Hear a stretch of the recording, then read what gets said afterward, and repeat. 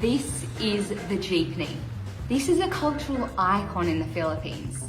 The locals put so much love and so much work into these trucks, but they're now facing extinction. I'm bringing my good friend Avelina in to tell us a little bit more.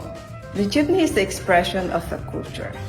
And when I was young, I really remember that I used to ride in this with my mom, going to the town, like 18 people in the jeepneys. It's a social experience inside the bus actually. But now the Jeepney's under threat. The government says the old diesel engines are just putting way too much pollution into the air, and they want to move to a cleaner future. Jeepneys are now going to be replaced by electric versions. Well, it will be good to change into electric jeepneys, but it will be sad to lose the arts and the cultural heritage.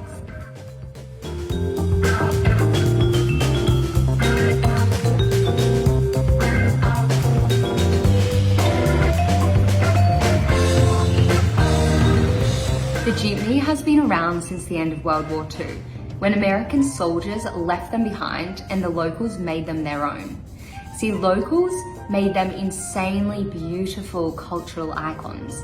They painted them, decorated them with religion, and changed the structure of the car to seat up to 18 people.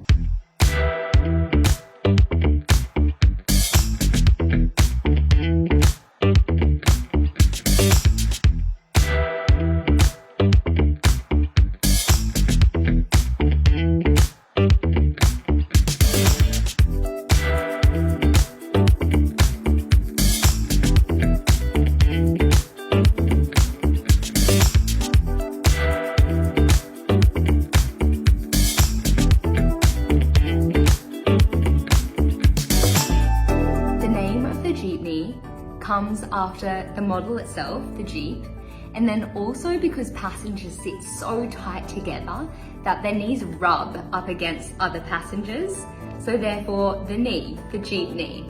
Well, that's the most commonly believed reason anyway.